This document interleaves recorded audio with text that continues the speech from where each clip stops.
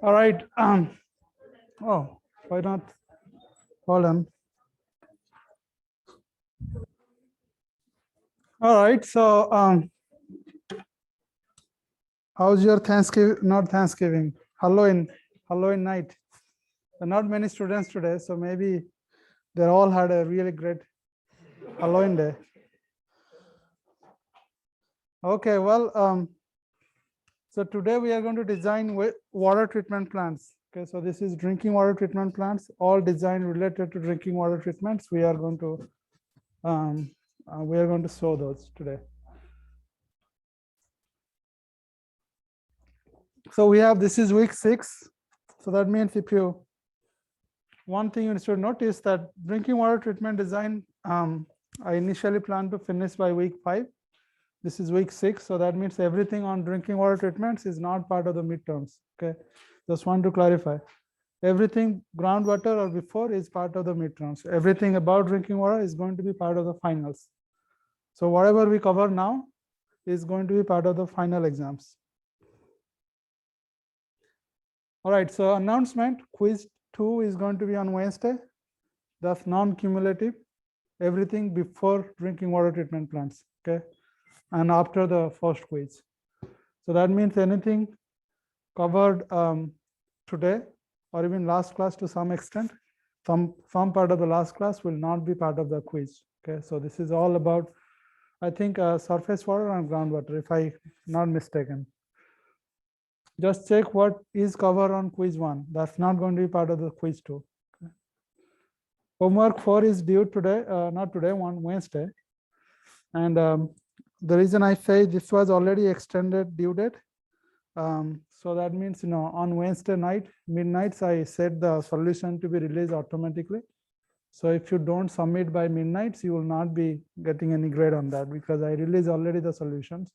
So make sure that you return your or scan your homework 4 and upload it. And one of the question on homework 4 is pretty hard. The reason is that there are many steps that you have to do. We discussed that on the office hour. I want to mention that I uploaded reference book chapter 9. In this chapter, there are example question which is exactly same as homework. Okay, the homework question that you have difficulty with. So if you scroll through this, I'll show you exactly example number 14. So let me see where is example 14. Okay, this is the example 14. So this is 14. Okay. So as you see, example 14 gives a text tables similar to the homework questions. They ask the very similar questions. Okay. Instead of saying plant A and B, there is 2 towns there. Okay. So everything is very much same. So some of the things how it is derived on example 914 is you can go back and see that. Another terms that I want to mention that is not, you see here bed activity coefficients. Okay. That's something we didn't cover in the class. So I realized that was part of the question. So what is exactly that? You remember KD is the how quickly BOD degrades in any rivers or any water, depends on temperature, right? But that degradations, if you see, the bacteria degrade BOD by consuming oxygen. So how much oxygen available to them is also going to affect that degradation rate. For instance, if it is a stagnant water, imagine there is like a lake water. Even though you have the same thickness and all temperature, it's not going to degrade as quickly as in river water because river water is mixing, right? So that mixing itself is also affecting BOD degradation rate. So bed activity coefficient is an indication of how much bed itself is helping the degradation rate. And that depends on the speed at which water is moving and also the depth of water. And there is equations that describe that. So I'm going to direct your attention to that particular equations. So this is here. So the KD degradation rate is K, whatever you calculate at 20 degrees Celsius plus this term, which is a velocity divided by height times bed activity coefficient. So this is where you put the bed activity coefficient, velocity is given, height of the depth of the water is also given. So that way you can calculate that. In fact, how you calculate that, the example problem right after that one is given here. Okay. So check these questions, check this example 9.10 to 9.14. It's the same questions, almost same question a different way. So you should be able to solve that question number 3, I think, 3 or 4, I forgot, in homework. All right, I think question number 3. Again, if you go to CCLE, they are all uploaded, and also the annotated slides from last week. I forgot to upload it. Something that you need for your quiz questions. Okay. All right. Again, I just want to remind that there will be office hour every Tuesday, and because next week there will be midterm, so I'll have 2 office hours. Naturally, the 2 this week, and also I may have another office hour on Friday. Okay, so for your exams on Wednesday, next week Wednesday, and then also you'll have another office hour on next Tuesday. So you have at least 3 office hours with me to prepare for your midterms. And we upload the midterm question from last year. I don't think I uploaded the solutions. But I'll upload the solution on this weekend. That way you have some chance to look at the questions. And again, if you have not looked at the questions, don't see the solution before you actually think of it, because that will give you a realistic idea of what it will feel like in a midterm questions. And again, the midterm question, there will be 2 long questions similar to your homework, like your homework questions, and then 10 short questions similar to quiz. Okay, so that will be typically it's supposed to be 2 hours in class exams, or 1 hour 50 minutes in class exam, but you will give in 3 hours, and it will be take home and an open book. And think of this one in class, that it used to be in no open book. It used to be you have 2 pages of cheat sheet, so people have done well even in that setting. So the reason is I personally notice that when you keep the exam open book, many students take it very lightly and they don't really work on the homework. They think that I have the solutions anyway, I'm going to work on it. Then they ended up not finishing within that time given to them. So if you practice your homework, we'll release all the solution, all the steps. I'm writing extra details which you don't need to write in the solution, but I'm writing so that you understand the solution. And so go through those solutions. Once I release them, which will be on this Wednesday, all solutions. I already have solution for first 3 homework. Only the last one I don't have the solutions. So go through that, solve them. I think that is enough for you to prepare for the midterms 2 questions. Okay, and then obviously the short questions are very similar to quiz, but there is no multiple choice. You have to work out the answers. All right, so today class we are going to at least partly we'll cover water treatment design. When I say water treatment, this is drinking water treatment. This is not wastewater treatment. So this week we'll learn all about drinking water treatments.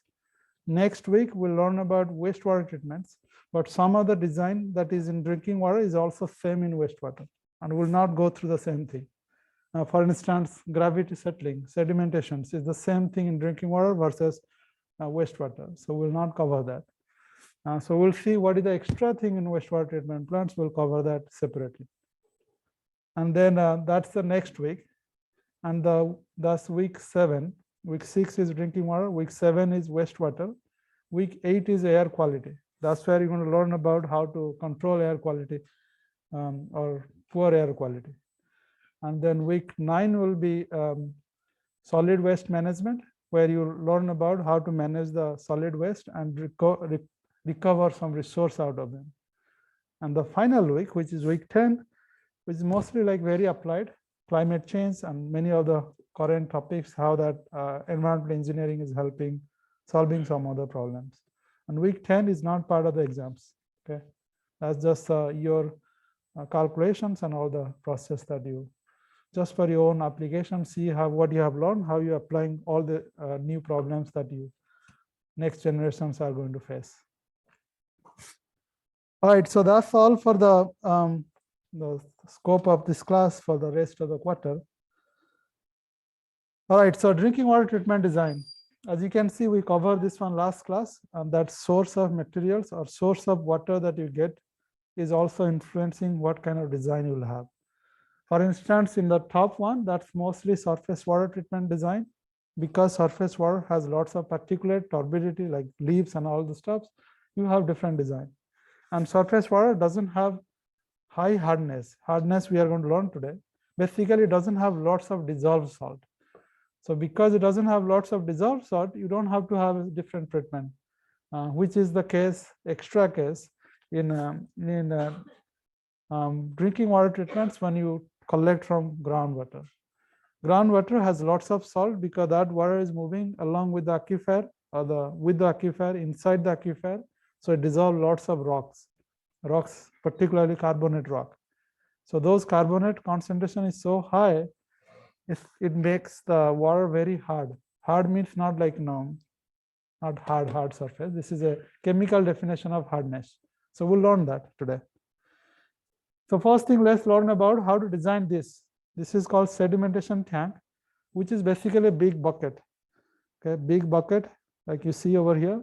Water comes from one end and slowly moves and overflow through this bucket. Okay, very corner, this is the location at the corner. You see those are the place where it's overflowing into here. So if you ever have a chance to visit any wastewater treatment plants or drinking water treatment plants, mostly wastewater, you'll see this big circle. And this is what sedimentation tank is all about.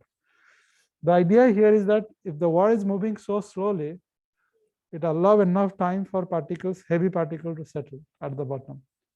So that way you can remove it.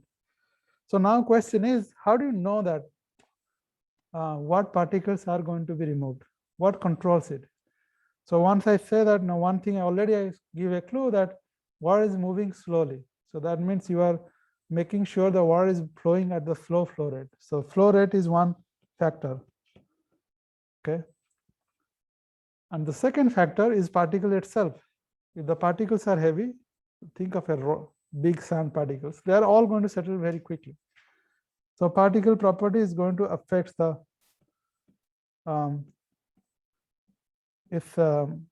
ability to settle. And intuitively, if you think what makes the particle settle is first is weight. Okay, weight means how heavy it is. So that's weight is density, or how heavy dense particle is. Because if you take very small iron particles, it's much heavier than if you take very small, let's say, wood chips.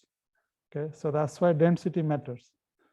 And then size also matters. If the size also relative to its weight. Okay, so size, I'm going to write diameter. Assuming it's a spherical particle, it doesn't have to be sphere, any particle is fine, just the typical size. So if the size increases, so what you are going to calculate is how quickly they are settling, how the settling velocity, how quickly they are moving down, which is settling velocity. Because that determines the design of this tank, how big this tank would be. Okay. So velocity, we want the settling velocity to be high so that it can remove a lot of particles. So how do you increase? So our goal is increasing the settling velocity, right? So way to increase is increase the size so that it settles faster, increase the density, which is also makes the settling faster, and slow down the flow rate.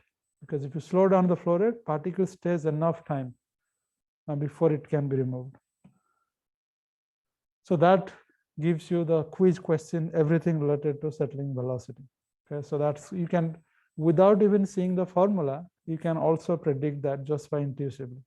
Okay, now that you learned the concept, let's go to the math behind it. Okay. So sedimentation means basically a particle settle in the water. So how quickly it moves is determined by what kind of force it is being acted on, right? So if you think of a particles, or imagine yourself, you are floating in, if you jump into water, waterfalls, you'll sink, right? And there are a couple of forces applied on you. First is your own weight. Okay, that weight is gravity. So that gravity is written here. G means gravity. So that's your weight.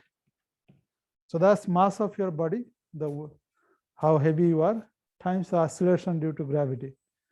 How much mass of your body, as I said, depends on what's your size, right? So that means, it depends on the volume times the density. So this is volume of particles and this is density. If you multiply volume times density, it gives you the mass. But then there is another force that push you up, is buoyancy. That's the reason when you fall in water, you sink different rate. If it is an ocean water, salt water versus fresh water. In fresh water, the resistance is not very high. You settle very, other in the fresh water, you sink quickly. That's why if you go to Dead Sea, which is so salty that you don't really sink, because the weight of your body is less than the volume of water, that equivalent to less weight than the volume of water equal size of your body. So what the water you displace when you jump on it is basically much more heavier than you, because the salt is so much salt.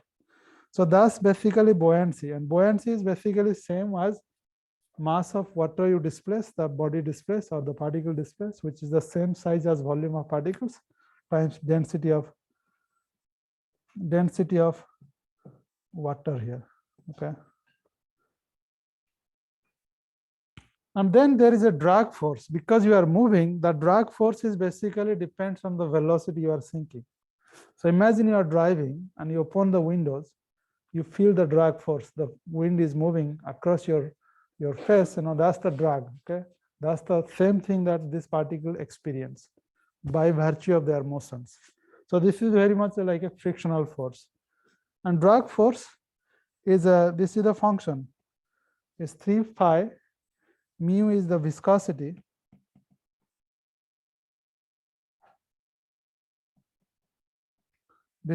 of the water, and this is the velocity or settling velocity. Okay. So there is no drag force if particle is staying stationary. Okay, because you don't experience any friction unless you are moving. It's only when you move the friction arises between fluid, water, and the particle surface. And then size of particle. So when there is a P, that's basically particles. Okay. And so the drag force is opposite, because you are moving, friction is always opposite to the direction of the motion. So your drag force is opposite way, because it's trying to resist you not to move faster. So if you connect when all the forces are equal, that's where you are attaining the terminal velocity, or the velocity at which you move at the same speed. And that's what we are calculating, terminal velocity. Okay, and that's the same thing when you jump in a parachute. You attain terminal velocity using the same equations. Okay, so all right, so when you get all these equations, let's see if it is done here. No, so I'm going to add a question. So when there is equal force, that means all downward force, which is Fc, is going to be same as all the upward force. That means net force equal to 0. So buoyancy is upward plus Fd. All right, capital G. So that means net force is 0. That means net change in force is 0. That means net force F total equal to 0. And F total is same as Fg minus all upward minus all downward, or either of them. If you look at directions, because you're moving downward, so you're looking for what force downward. So ultimately, this is what you got. Okay, so if you write these equations, Fg, which is Vp, volume of particles, time density of particles, time acceleration due to gravity, Buoyancy is same, velocity of particles, but now this is density of water, okay, times acceleration due to gravity. Then this is 3 pi viscosity times velocity of settling times particles size equal to 0. Now, size of the particles or volume of particle depends on what shape it is. Now here, if you assume spherical size, let's say assume particles as are spheres, okay. Already we kind of assume because we are writing diameters, so that's already, you know, this is dp. Then volume of a sphere, you know, this is 4 by 3 pi r cube, radius time q. If you change it to, that's the volume of particles.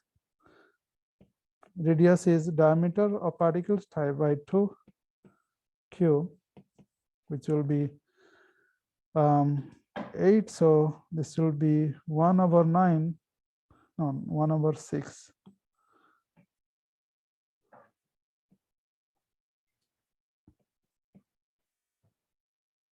That's the volume of particles. So if you put this one, or if you, in the above equation, if you solve it, you basically got volume of particles, rho p minus density differences of water and particles times g is equal to 3 pi viscosity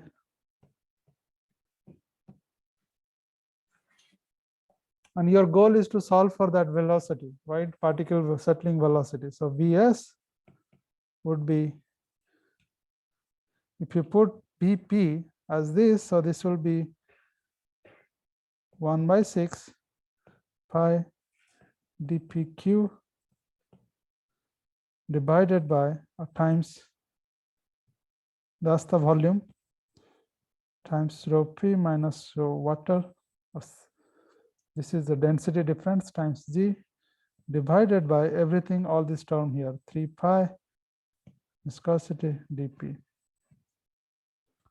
Pi cancels, so that's 1/18. 1 dp cancels, so that will be density difference times g times particles diameter square divided by viscosity. Okay. So that's how it is derived. So anytime you are asked to calculate what's the settling velocity, you put these equations.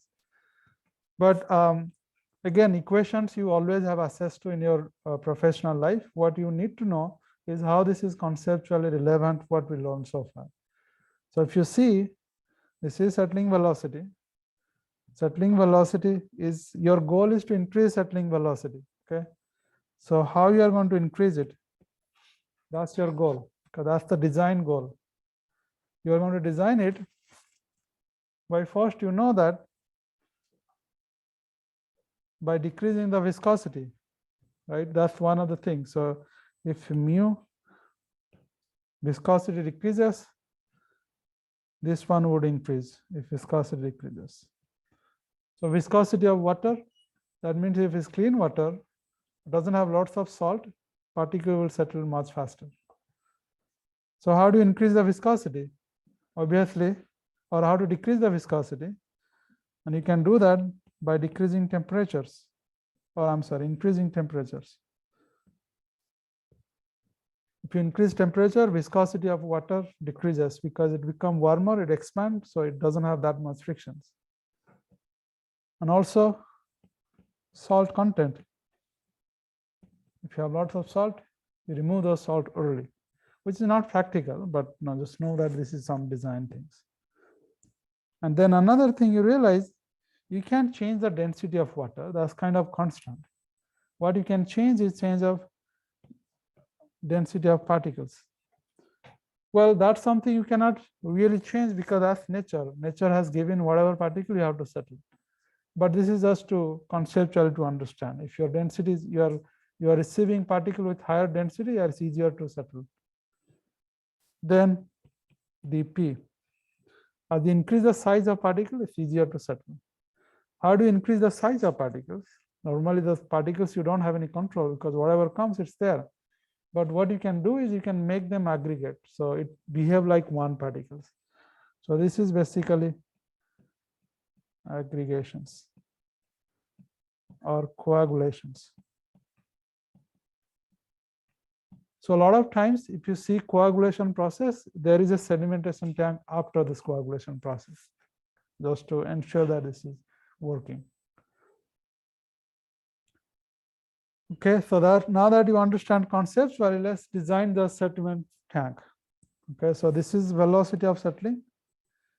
What you have to understand how when the particle is going to settle.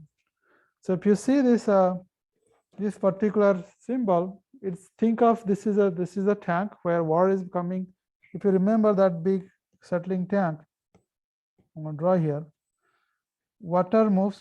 Water is basically coming at the center, and they move slowly towards right, and they basically they fall into this groove here. Okay, so they move these directions. Okay, radially these directions. So what you see over here is basically that directions. Okay, things are moving one into another. So imagine particles are released here. Okay, and because you are flowing the water or you are passing the water, that flow itself is going to make the water move these directions, because water flows in these directions. As it moves, it also sinks because of gravity settling. So your goal is to make sure by the time it reaches that corner, it's all hit the bottom. So as long as this particle is going to hit the bed bottom, it is going to be removed. If it doesn't hit the bottom by that time, so that means every particle in this red line, these are all going to be removed. Okay.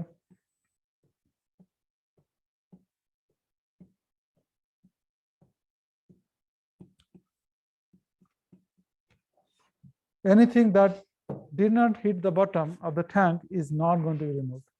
Okay.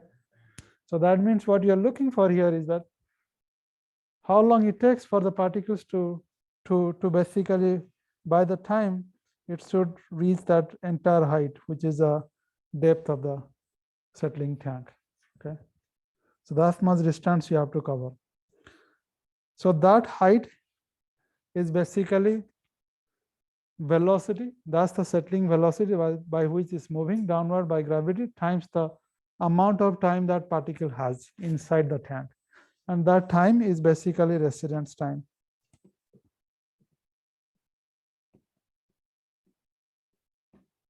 Or hydraulic retention time. Okay. Another is hydraulic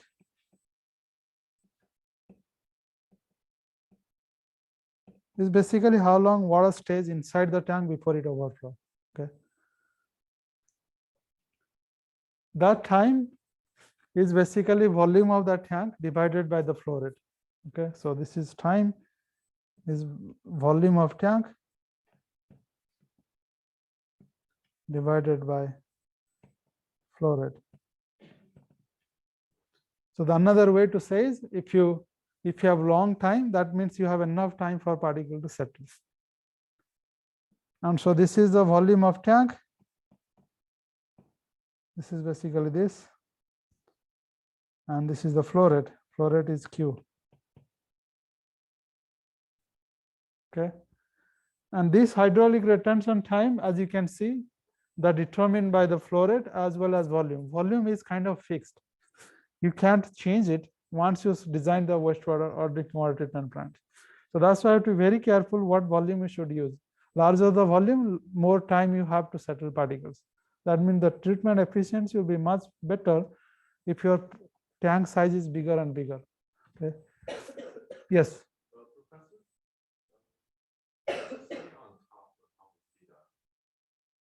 residence time. So yeah, so let me write the residence time.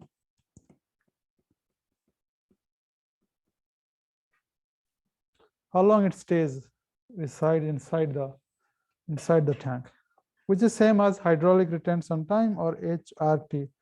A lot of time people write HRT, that's hydraulic retention time.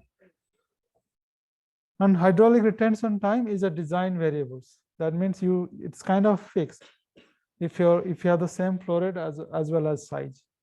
But you can change the hydraulic retention time once you design the tank by slowing down the water. If you slow down the water, the flow rate is less, your hydraulic retention time will be less or more. If hydraulic retention time is more, it's going to remove more particles. But now you can argue that why not slow down the water very slow, so that it doesn't really remove everything. But if you think of what drinking water treatment plants designs are, their goal is like, let's say, 1 million gallons a day. So they don't have much choices because they have to supply that much water. So they have to treat certain volume of water. So that's why the flow rate is also kind of fixed in many drinking water treatment plants based on the design goal, like how much they have to supply. So this is just conceptually. So that means all you have to do is you have to calculate what is the overflow rate, how quickly things are moving out, which is the height of tank divided by retention time. Height of tank, which is the depth, divided by retention time, or how much time you have. That's the time, or that's the velocity, or the overflow rate, means how quickly things are moving, just the water. So if you put this value, theta equal to this value, you get this answer. So what it means, this is the velocity by which water is moving out of the system. Your goal is your settling velocity has to be faster than that for things to be removed. Okay, so Vs, so what you are saying is settling velocity is, if it is equal to overflow rate, most of them will touch the bottom, greater than equal to, then 100% particles are removed.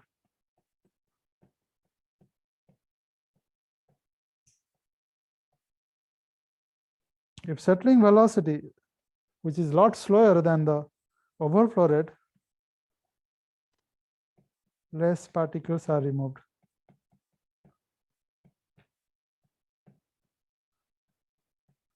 And how much that particles are removed is basically Bs by V0 times 100. This percentage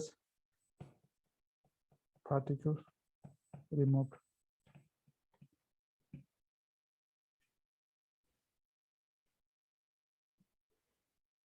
This is a concept that you need to solve the question. And one thing that most of the students actually make mistake is this A.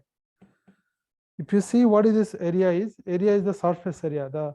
Because overflow rate happens in the surface, they don't overflow on the side. They overflow, they move up. Okay, that's how you can spill across. So the area is the area of the tank. So if you think of this tank, this is the tank, this is the height, this is the area. Okay.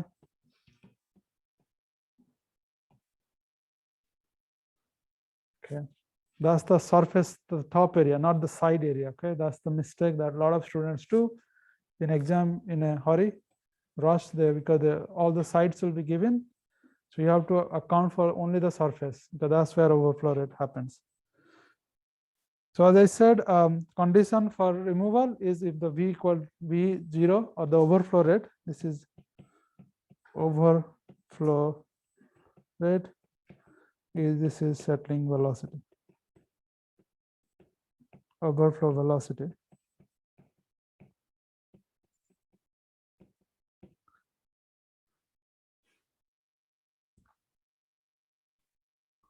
So that means here is the thing. This is going to give you the design goals. So if you see what is the overflow rate is, if overflow rate is Q over AV, that's the overflow rate. If you see what is settling velocity, we just derive the equations, 1/18 mu density of particles minus density of water times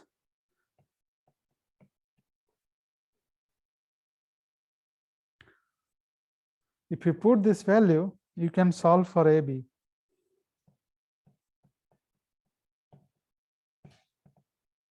Which is this. So design area of the clarifier, how big the clarifier should be, is basically that equations. So again, you can see if the flow rate is high, that means you are treating a lot of water, you have to increase the size of the reactor much bigger. The viscosity is more, it's very difficult to remove particles because they are going to, the friction will allow them to settle slowly. That means you have to increase the size to account for that slow velocity. Other hand, if you have really dense particles, the density of particles is very high, then you don't need that large size because the reactor is going to be very efficient. Then obviously same thing, if your particle size is big, the reactor is going to remove a lot of particles very efficiently. So you don't need that large reactor. So this is all concept. Let's solve this question. This is a drinking water treatment plant uses a circular sedimentation basin. So this is, the moment you hear this one, that means you know that the size of the clarifier is basically this area V is related to diameter. Okay, is pi d by 4. This d is basically the clarifier depth diameters.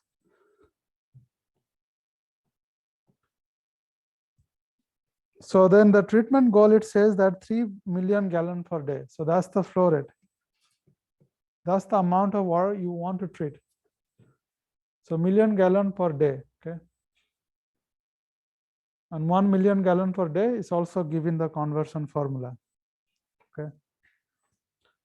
So the Q is given. I'm just going to write everything that's given. 3 million gallon per day. So that means 3 mgd.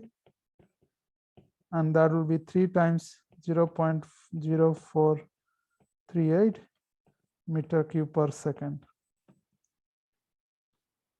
After the storm occurs upstream, the river carries 0.01 millimeter silt particles. So the particle that you want to settle, it's given the size of those particles. So the dp size of the particles is given 0.01 millimeter. With the average density, the density of particle is also given. Density of particle is 2.2 gram per centimeter cube. Silt must be removed before the water can be used. That means you have to remove all those particles. The plant clarifier is 3.5 meter deep and 21 meter in diameters. So this is saying that this is 3.5 meter deep, and the diameter here is 21 meter. Okay. The diameters of the clarifier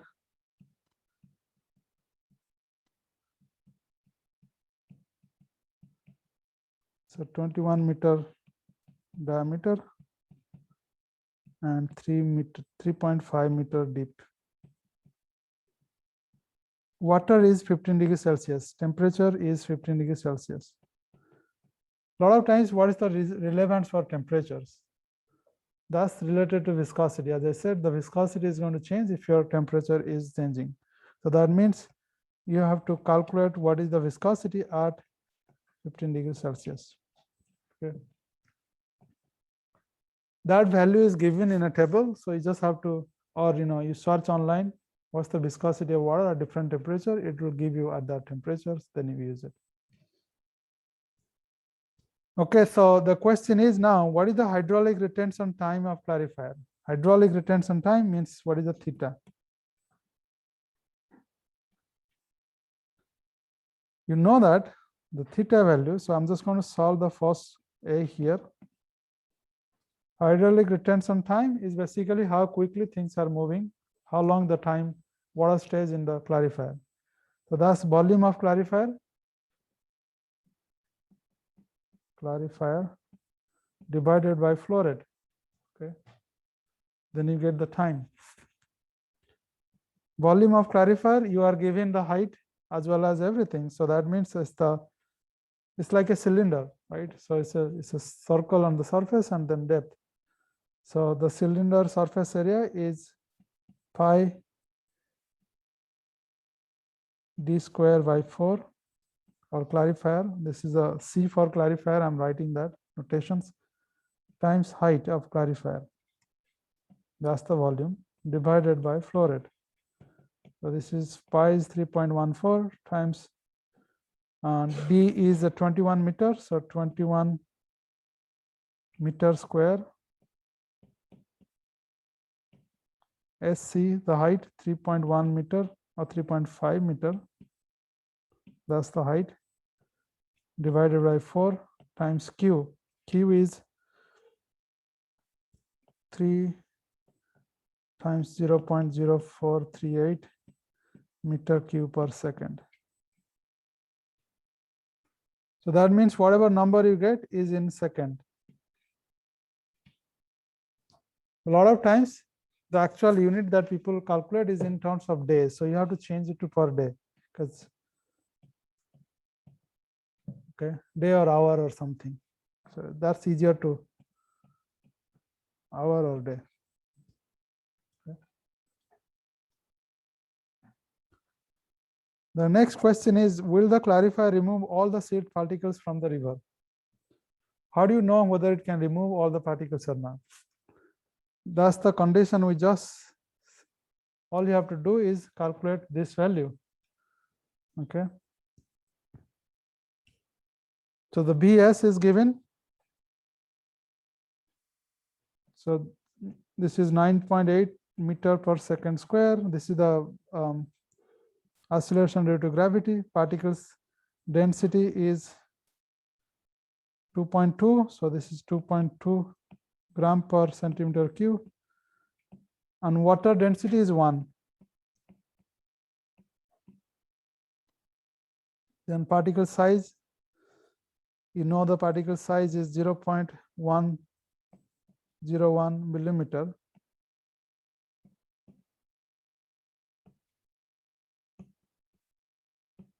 Time mu is given this number, 0.00114 kilogram meter second inverse.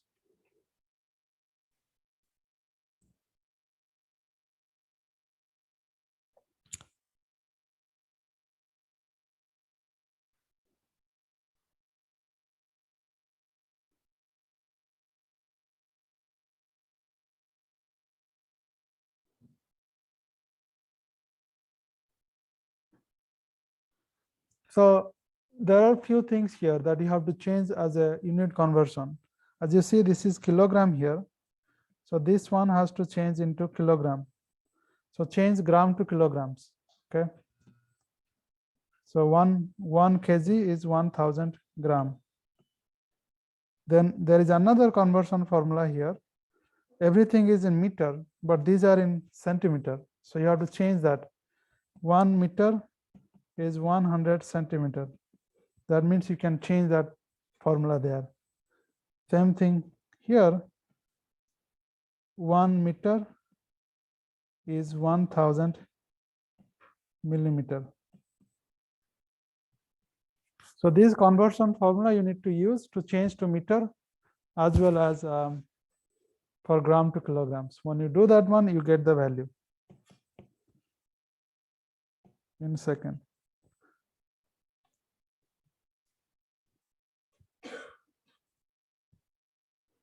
Or meter per second. That's the velocity. And you calculate what is V0 is the formula of V0 we just calculated is Q over AB.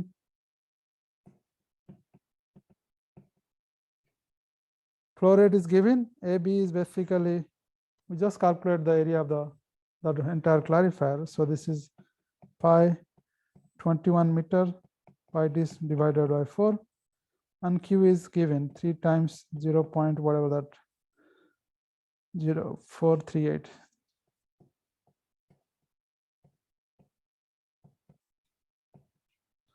So your answer will be here meter per second.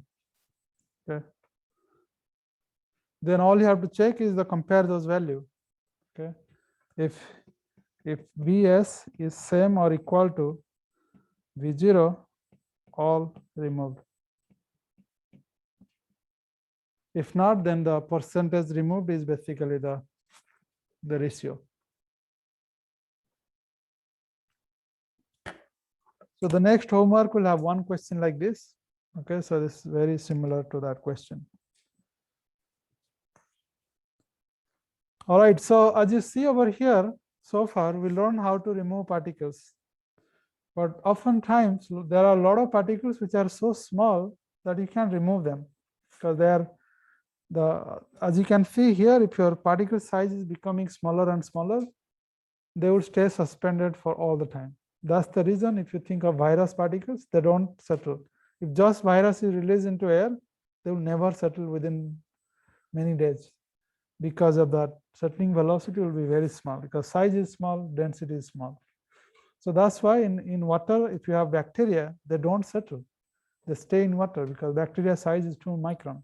So in fact, if you if you calculate settling velocity here, calculate the particle size of bacteria, assume it's 2 micron.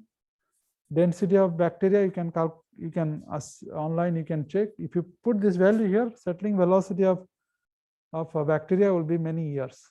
Okay, so that means practically they are not going to settle. Okay, that's the reason behind it. So same thing happened in nature that we have a lot of small, very small, fine particles. They can't settle unless you make them bigger. Okay, so the only way you can do is you can increase the size of particles or that dp. And how do you increase the size of particles? Because that's not in your control in the sense that the particles is coming whatever is coming, particle of individual particle, but particle can settle as a whole. So if you have very small particle, all you have to do is make sure that if these particles are too small to settle, you change them to 1, 2, 3, 4, 5, 6, 7. So 1, 2, 3, 4, 5, 6, 7. So now what happens is there are coagulations. They become smaller. They create a flock. So this is called flock. Flock means the combination of many particles. And then you can treat them as equivalent of dp prime. So that means for the calculation, that dp or the size is become bigger than the individual particles. And this process of making them close to each other is called coagulations. So this process of how they become together, coagulations.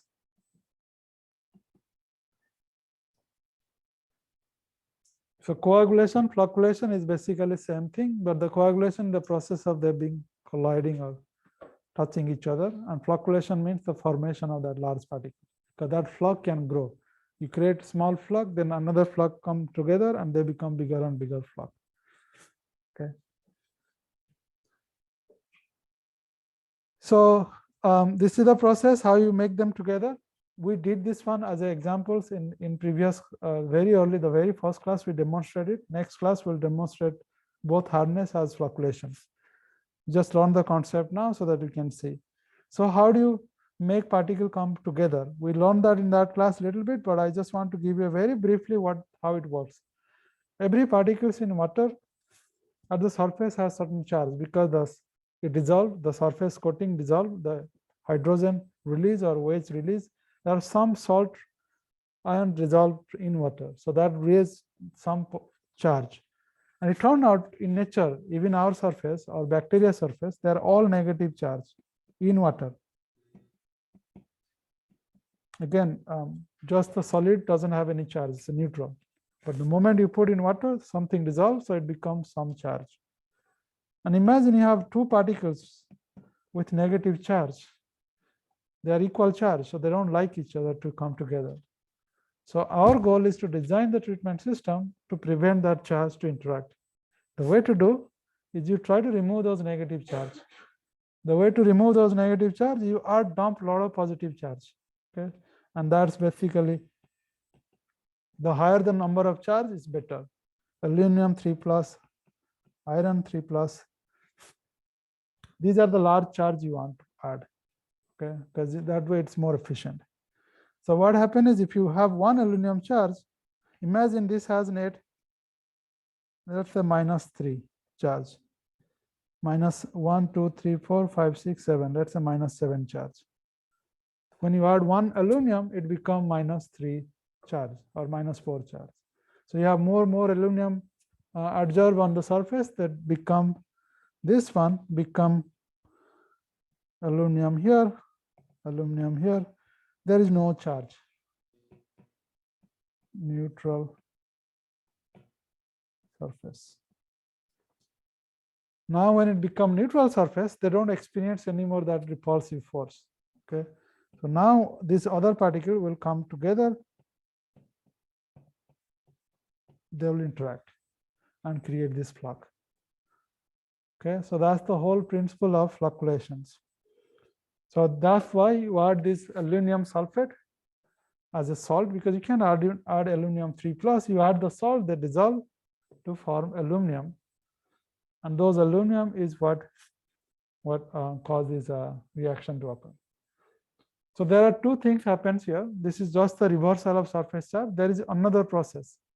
A lot of times your particles, the amount of particles are very small, so they themselves are not enough to come together. So when you put aluminum sulfate, they interact with hydroxide or the carbonate, which is naturally present. They produce aluminum hydroxide. This is itself is a particles. So you can start seeing they precipitate. So aluminum precipitate as aluminum hydroxide, and those, they produce a lot of particles, and those particles are now settling. As they are settling, they are also attracting other particles to combine together. So what happens is, not just you have very small particle in water that can stick with this aluminum, and then they will also settle. So if you have large turbid particles, it's easier to settle a lot of particles. So you need some higher concentrations. So that's the reason people do it. And as you can see, the way coagulation work, you either add aluminum sulfates or iron sulfate.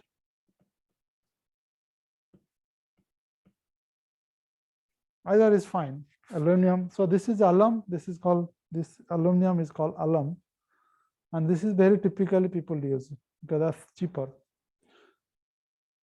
And they remove as aluminum hydroxide as a precipitate, and then any other small particles also going to settle.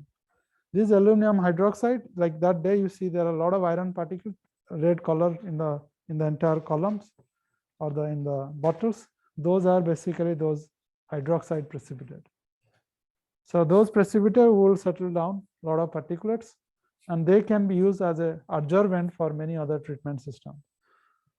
And as you can see over here, the critical component is calcium, the HCO3, because that basically changes the pH. And how you can get that? I'm basically adding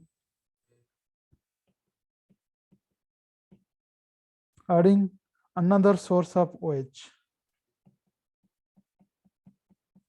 Because ultimately what you see is you need OH to precipitate that. So it's just a source of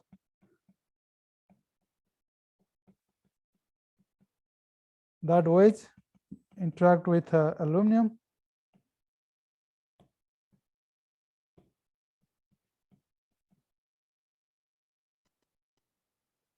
If you see this become aluminum OH3. So you need 3 OH. 3 OH plus 1 aluminum, you produce aluminum hydroxide. So what you do is you add some source of hydroxide already there. But if you don't have enough carbonate, you can also add.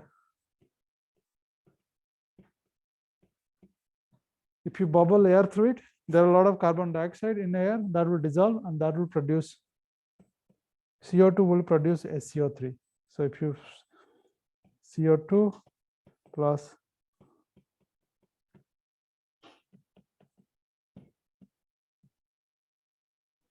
carbon dioxide will also produce that if you pass air through it. So these are some design calculations.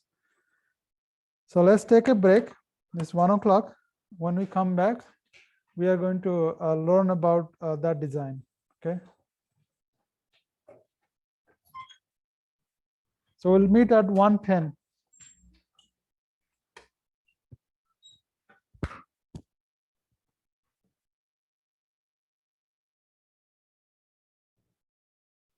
Okay, so before the break,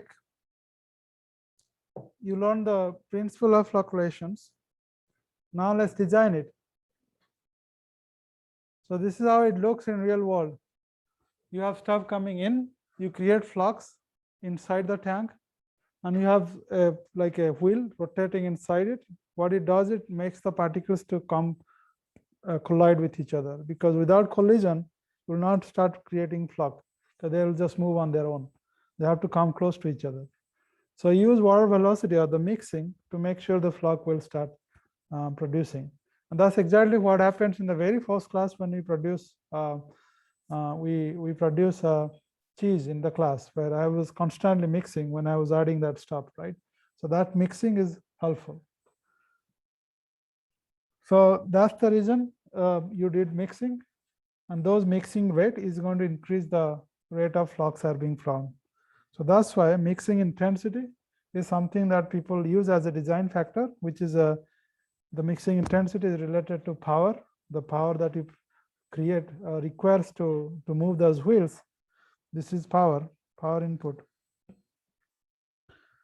And also inversely proportional to the viscosity. Again, you know that viscosity is something that makes things not come close, because they're just not going to easy to come close together. If you have too much viscous, they'll just move slowly. And then you also need the vessel of water. If your vessel is much bigger, then obviously the wheel is not going to be that effective, because you have to make sure that everything is mixed within that that tank. So as the smaller tank, more efficient to produce flux. So this is the mixing intensity. Again, this is just your goal is to make the increase in intensity higher. That means more flux will form. How do you increase the intensity? First, you use more power. So that means you are going to make the wheel moving much faster. That's more cost. Okay. Cost goes up. That's electricity. And then again, volume of the tank should be small. Okay, so that means smaller size. Again, and then how do you make the volume of tank size smaller? So instead of having one big tank, you make many small tank, and each one has their own wheel, as opposed to have one big large wheel, because there will be a lot of dead volume. That's why you see that there are many in series, as opposed to having that one big one. Okay, so smaller compartment. And then viscosity, you want to decrease it. The way to decrease viscosity, again, you know, temperature is going to be, if you increase the temperature. So if it is cold water or winter time, flocculation will be less effective because of that viscosity term. So the quiz question would be something like, you know, in summer versus winter, when the flocculation is more effective. That's over that equations. Okay. That could be also a question in midterms, that's a short question. There I'll ask the question, I'll ask you explain it. So right answer will give you 1 point, and also then explanation of right answer will give you another 1 point. So that's the short question in midterms. This will be obviously not in the midterm, this will be in the finals. Okay. So that's the reason in summer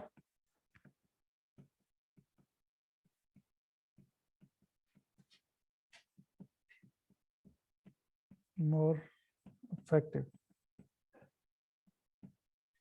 Okay. Summer means temperature, water temperature is high. That means viscosity is low.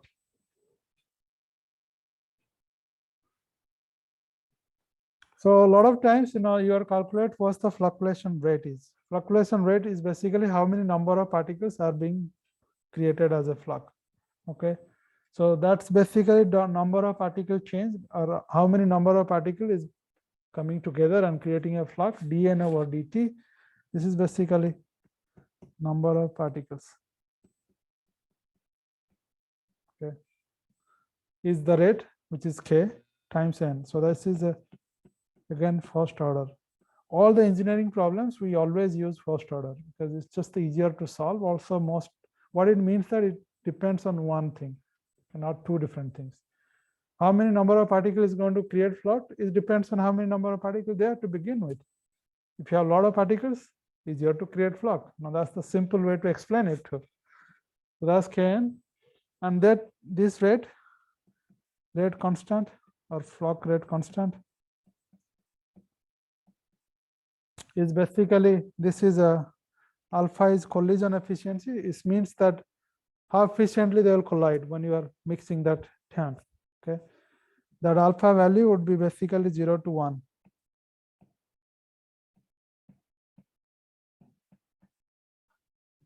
Okay, if alpha equal to 1, everything is going to collide with each other, and that depends on how quickly you are mixing it. 0, that means nothing will collide. That means the particles are so small, so far apart that even you are mixing, they're never going to find each other. They will never have that collision. And then there is a flux volume. Flux volume is basically, think of this. You have 1, 2, 3, 4, 5. Let's say these 5 particles are going to create a flux. So you are calculating what the flux volume is basically your, let's say I'm going to arrange this 4, 5. Let's say I'm going to add another just so that it just looks like it's closed. So this 1, 2, 3, 4, 5, 6 particles, all 6 are inside. So that flux volume is basically individual volume, whatever the individual volume is, times the number of particles. Roughly that's the size, the volume, flux volume.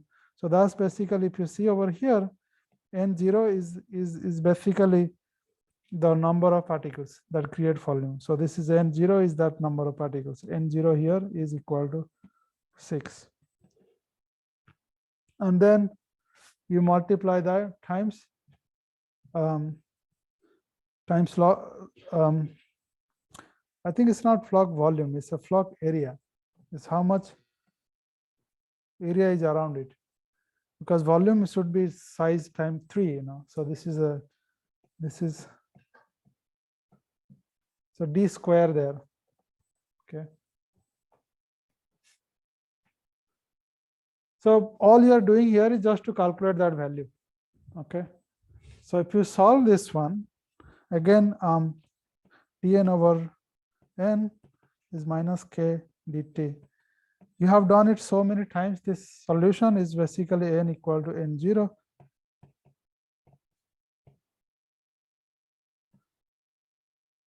Another way to say is the remaining flux at any time is to begin with what's the number of particles initially times e to the power minus kt times spin.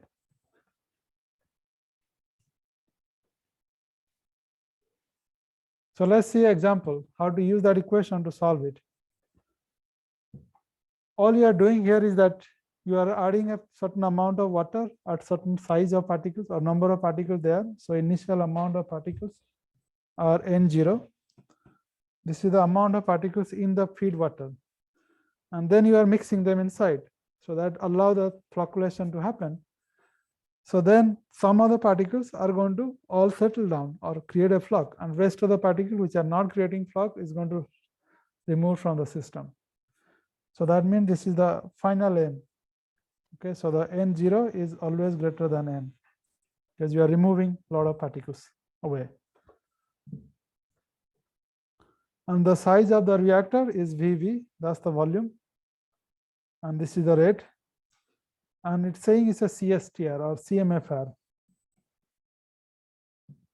Completely mixed flow reactor. Okay, so that's the thing that you remember in the first couple of classes. So again, steady state, if you write this equation, change in rate is basically whatever things coming in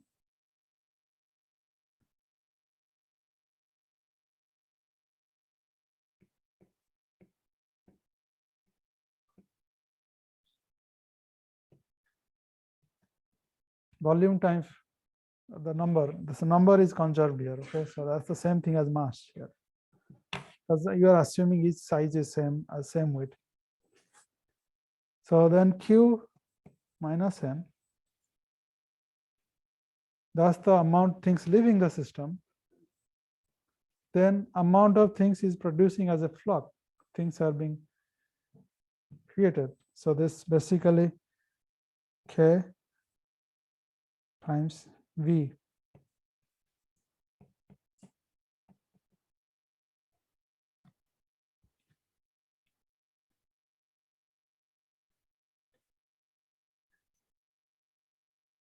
And if it's a steady state, which is the case all the time, if it is you are operating for a long time, this is basically continuously moving. So that means dN over dt. That means inside the system, nothing is going to changing. It's just the if the equal rate is releasing. So that's if Qn0.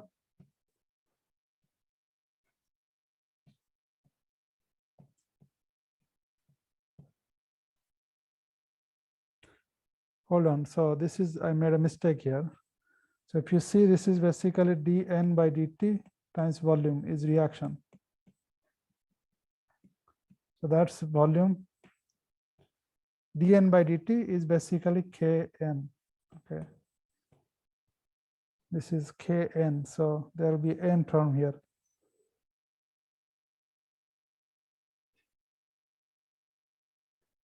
dN by dt is over here.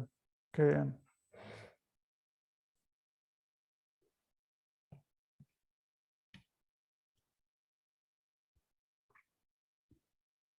So now if you use this one equation, so this will be Qn0 is Q plus KVV times N, or the relative amount of particles that's removed is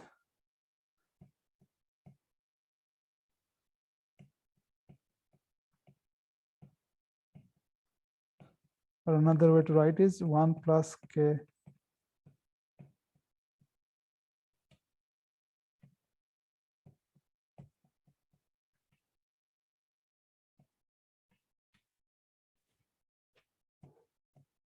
hydraulic retention time.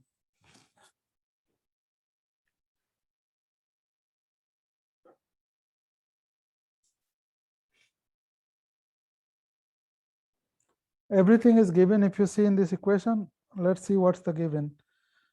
Settling up, this is the size dp. A chamber with a cubic of each dimension is 3.5 meters. So that means you can calculate volume B 3.5 meters cube, because it's a cubic size, it's a cube. And this is given as power. Water entering flux chamber is this one. So this is basically N0 particle per ml, number per ml.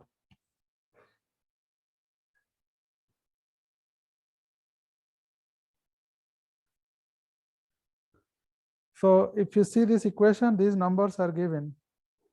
The power, all that stuffs are given. If you put all this value over here, so you can calculate G. All those things are given, flux volume, flux number. Then you can calculate the size, this size dP here. So this is what is asking. dP of the flux. Okay. Check the, this is again, this is book example. This is one of the example where everything is given. You just have to identify what those terms are. So check the solutions. Okay. I just solve it so that you know the what equation to use or how to put it. And again, this is already I solved it, so I don't need to do it again. Okay, so what we learned so far, if you see in the previous class, we cover it. That first is settling. You settle every particle that's heavy. any particles that's not so heavy or not large particles, you make them coagulate. Okay. Now, even Bose system will not remove all particulates. For instance, bacteria, you can't settle them. So what's the way to remove them? If you can't settle, if you can't coagulate, the only way you can remove them is by filtrations. Filtration is basically, think of your Brita filter or water filters at your home, that you have some kind of activated carbon or media that's packed inside a column and then let the water move through it. So that's called filtration. Basically, you have a columns. Let's say we fill with sand.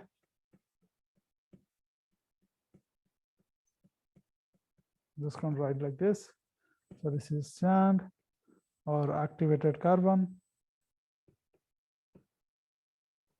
or any kind of filter media, and then you pour water on it. The idea here is that as water moves through this porous media, it's going to filter out. The same thing that happened in amplifier. So that's the filtration. That's basically a simple concept. So removal of small particles that the particles that are too light to settle or too small to create floc. So anything that you can't remove by fluctuations or settling, you are dependent on filtrations. And that's mostly the virus, bacteria, these are the things. Anything small than, basically think of any particle, if the dP is less than 2 micrometers, then your only choice is filtrations. And you do filtrations after you do coagulation or settling. Because if you do filtration very beginning, you have so much particulate, it will entirely clog the system. Because any materials you use in the filters, all the particles are removed in that column, it's going to clog it. That's the reason if you use those water filters at home, it says you can use maximum 3 months or something like around that time. The reason is within that 3 months, things are being removed and they are clogging with time. Also, their adsorption capacity is going to decrease. They are not just physical filtration, they are also chemical filtrations. If you have chemicals in your water, that will be also removed by those filters. Some of the filters remove lead. So that means those materials will also exhaust with time. So filtration rate. So think of this is a filter media. Filtration rate, or the speed at which you are removing or increasing the filtration, the velocity is moving, is the Q. You are applying a certain amount of water, and this is the area. This is the area of the filter. Because it's a surface process, so you are pouring only on the top, not the side everywhere. So it all depends on what's the size of the filter. So that's why if the Brita filter is like this size, if you want to increase the size, you have to put more. Okay, larger and larger filters. Because always happen on the surface. Once it's filter here, then after that it slowly move inside. So that surface matters. So this flow rate divided by filtration of the area of the filters is going to give you the velocity of the filtration rate. So this is basically, your design goal is 2 to 10 gallon per minute per square feet of filter. If you see the velocity, that's the design goal most of the time. And you don't want a filters to be more than 100 square meter, because then, so you don't have space in many places to create this larger filter. So that's why this is your design limitations. Okay. This is treatment goal. The reason is you want to filter as quickly as much water possible, but you can't go beyond 10 gallon per minute, because if you go too fast, the filter is less efficient, because it takes some time for things to attach to the filter media. If you're moving things too fast, there are not enough opportunity for these particles to adsorb. So the filtration efficiency is basically how much volume of water you are injecting or filtered versus how much volume of water you are recovering as a filter clean water. So normally everything that goes inside the filter should come out of the filter, right? So let's say you have 100 gallons of water that you need to treat. If you add 100 gallons of water, every 100 gallons should come out at the bottom. But there is a problem. A lot of times in drinking water treatment plants, eventually these things will clog. So to increase their lifetime, they use same water to backwash. Where, after, like, let's say injecting 90 gallons of water, 10 gallons of water, you are just going to use reverse reactions to flush out anything that inside that filter. That way, clean the filter periodically. So that's why this is the basically backwash, and this is rinse. Because after backwash, you want to clean a little bit so that there is no particles there. So these are the operations. Periodically it happens. You clean for certain times, then you do backwash. That filter, you decommission it, just immediately you backwash while other filters are in operations. So that backwater efficiency, you have to account for that. And usually this is small numbers, okay, but still just know that. So when you calculate the rate, filtration rate is basically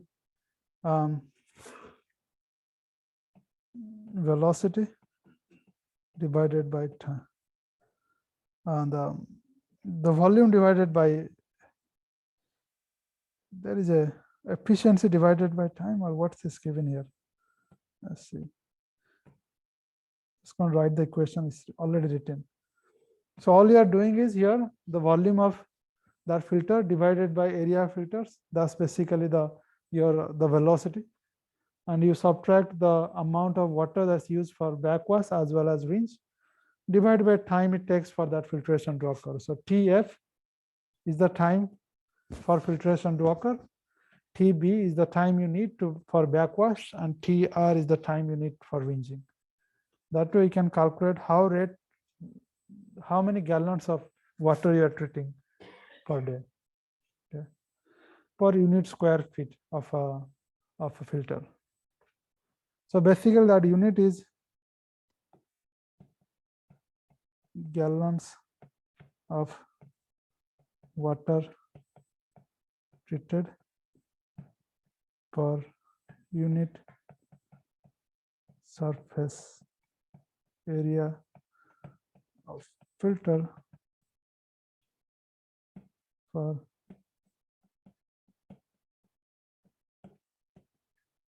so normally it's written is million gallon per day per square feet or square meter or whatever the way is. Basically how many gallons per day you treat per square feet of filter. Okay. So the answer for this question, again, if you see example question in the book, you just plug these values. So these are not really long questions. This is just a conceptual questions. You just have to know the equation so that you know how to interpret that in the short questions. Okay. For instance, if I say, if you want to increase the effective filtration rate, what should we do over here? As you can see, the infiltration rate depends on a lot of factors. One is the time, TC. That means amount of time, critical time you have for filtration. So that means you have to decrease the time for backwash as well as the rinse time, and increase the volume of filter, and use less water for backwash as well as the rinsing. So this is just a conceptual, it's just based on these equations. Okay, so one more, disinfections. Disinfection is best.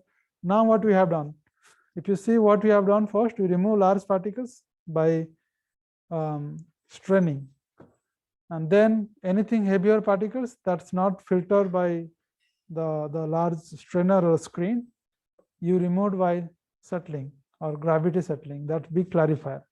Anything that it can't settle, you start coagulating them or fluctuations. Anything you can remove there, then you finally use a filtrations. Now, filtration is not so effective for all bacteria or pathogens. And pathogens, the limit for or the drinking water standard is 1 bacteria in 100 ml. If you have 1 pathogen in 100 ml, it's already you are violating its risk, because that 1 bacteria can cause disease. So that's why it's more stringent when you want to remove those viruses or bacteria. Even that filtration, that filtration column will remove some bacteria, but there will be some bacteria that grows inside that column will also flush out. So you can't really remove 100% bacteria just by filtrations. Remove something, but it's not going to meet the desired standard. That's why you have to add this bleach to kill any bacteria that remain behind. And you do that at the very end, because you don't want to waste your bleach on the other particulates. So again, a Flint water crisis, if you see, that's all about lead, but because of that corrosion product coming out, there are so much particulates that whatever the disinfection system they use, it becomes less effective, because now same bleach they are adding, those bleach are consumed by those particulates, or turbid particles, or iron particles, or rust particles, because bleach will also consumed by those particles. So now any bacteria there, they are going to survive, because they are not hiding behind those particulates. They will not be the actual bacteria or the bleach that's remain to kill the pathogens will be very small. That's why Legionella disease increased, the occurrence increased after the Flint water crisis. A lot of people died because of this, not just lead. Obviously, long-term pollutions. That's why a lot of the kids kind of lost their brain development to the extent that it should be. But a lot of adults died because of the Legionella disease. So that's related to disinfection. So if they knew that this is occurring, they would have added more disinfectant than needed. But the problem is, if you add more disinfectant, which is basically bleach, you'll remove a lot of corroded pipes, because that corrosion, if you put bleach in your kitchen sink, it will corrode with time. It will also remove a lot of rust. So it's kind of a back and forth reaction. So that's why it's really in a mess there. So that's why if you see a lot of times the disinfection happens, it's not in a pipe, iron pipe. It is always in a plastic or other materials. You don't use a metal. You don't use metal container. That's why when you buy this bleach, you never buy a bleach in a steel container. Okay, you always buy in this plastic container, because that's more stable. And again, this whole disinfection rate, you already know from the reactor design. Okay, we don't need to really revisit the same equation. That's the same thing. Number of bacteria you kill is the rate at which they are killed times number of bacteria in the system. Okay.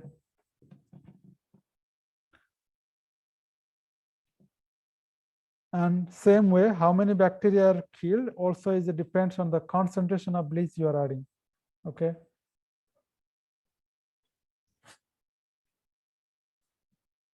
So this K depends on the disinfectant type,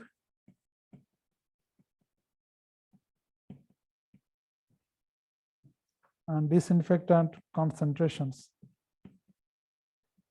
If you are adding dumping lots of bleach, obviously you are killing a lot much faster rate.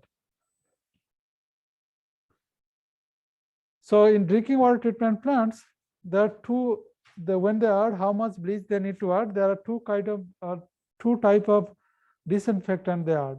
One is called primary. Primary, the goal is to kill only bacteria inside the treatment plant. Okay, so you want something which is so strong, the moment you add them, they'll kill everything. Okay, so that's the primary. The secondary one is to design to stay in the circulation system. For instance, once they're treated and leave the system, in the pipe you want some disinfectant, because those pipes are away from the drinking water treatment plants, like the supply pipes. Bacteria can grow inside them. So to kill those bacteria which might be growing in your pipe, they add some disinfectant, extra disinfectant, so that during the distribution system, they will also kill bacteria in your pipe. In those pipes, you don't use the same strong disinfectant, because the stronger they are going to react very quickly. That means they are not going to last that long. And those pipes, when you're distributing, that may be taking maybe a few hours before it reaches your home. So those disinfectants will not survive 2 hours. So they will react with everything on the materials. So what you add in the secondary are usually the slowly reacting disinfectants. So the type of disinfectant used for both are very different. Okay, they are more persistent. The one you use on the second are more persistent. That's why you use chloramine. Okay, chloramine is kind of a disinfectant that stays longer in water before they destroy. Whereas more potent is chlorine, ozone.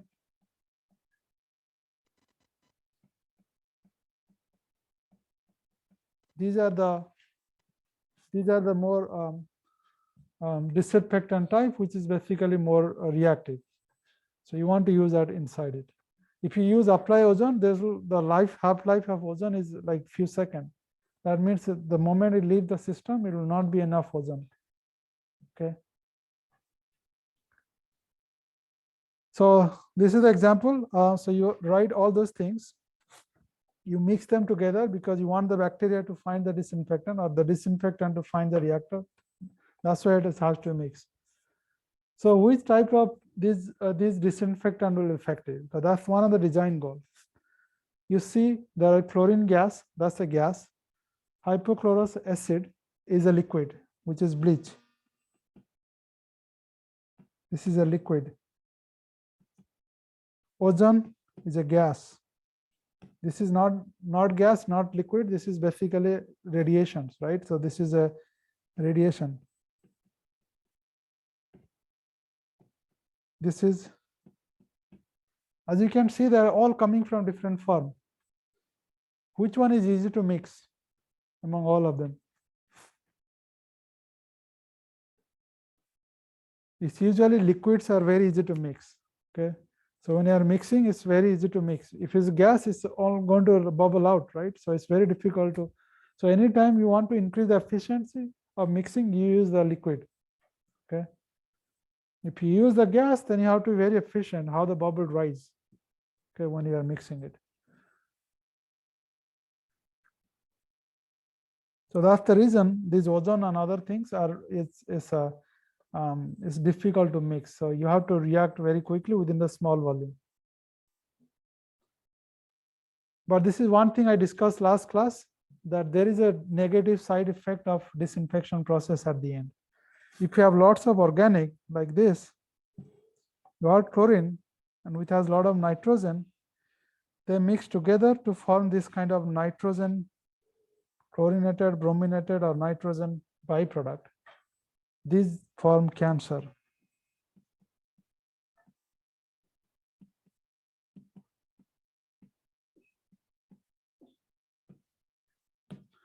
So even if you are disinfecting, you are actually increasing the chance of people having cancer if you are producing this.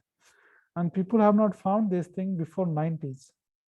So now they are aware of it, and then they found that if you have lots of organic matter, which is basically dissolved organic carbon, they produce this thing. So they try to remove those dissolved organic matter before it goes to disinfections. Okay, so remove this before disinfection.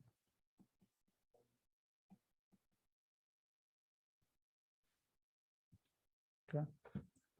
And the way you remove is by filtration. That's why always that filtration activated carbon tank is always before the disinfection tank. Okay, not after, to remove those natural organic matter. So again, disinfection rate is something that I just saw you before, and what I told you before, that the rate depends on also concentration of the disinfectant you are adding. So if you put this one, assuming that the amount of disinfectant you add is constant, that concentration, so that value become a constant here.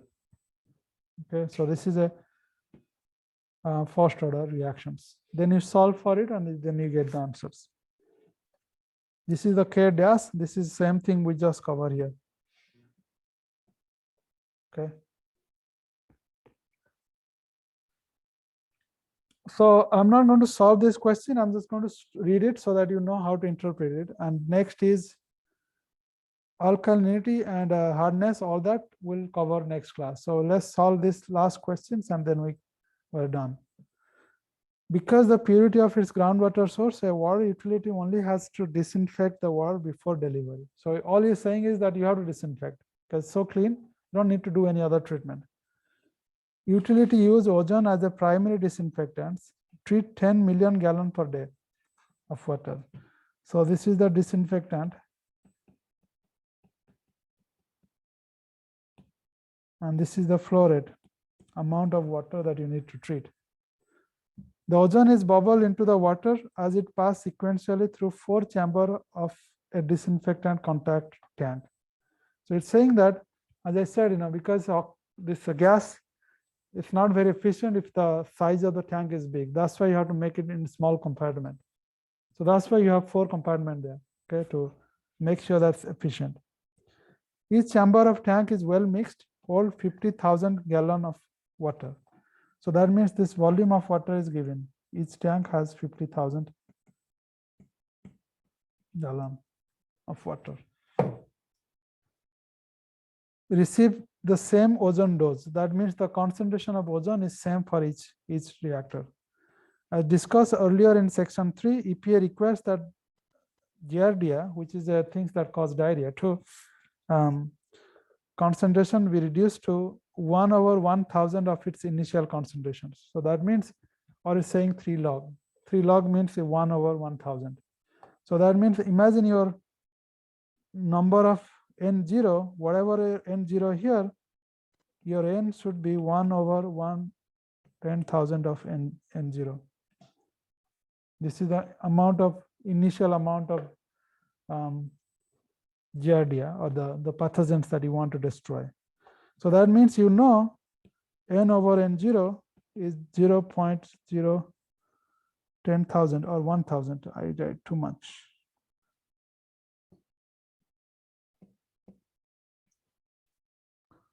What is the minimum ozone concentration that must be used to achieve the required removal of this bacteria?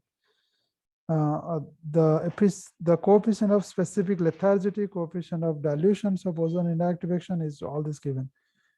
Dilution, lethality. So just check those number, what those mean in those equations. Okay. So basically this is given. If you see this equation, N by N0, that means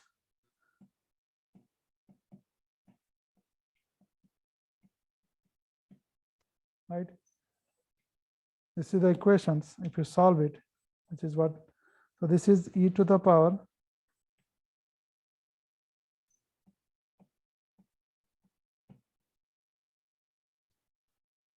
and the K value is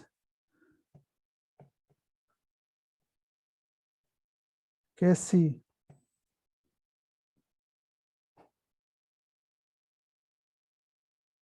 Kcn. This is the coefficient of dilutions.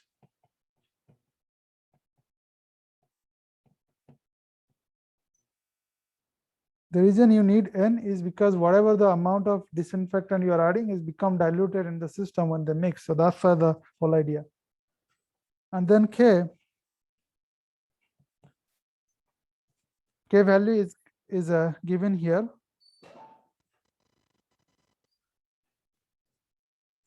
And other terms are there. So N0 is given. And so all you are calculating is what is the concentrations? Okay. What is the concentration is what you are calculating. Everything else is given. This time is how much time the water stays in the system. So each system has 50,000 gallon, and then that's the volume by flow rate, and this flow rate is 10 million gallon per day. This is gallon. that will tell you how much time you have for the system. So if you put all this value, you can solve the questions. So check the example in the book. It's a book example. So next class, we are going to do the hardness and alkalinity. That will end the drinking water treatments.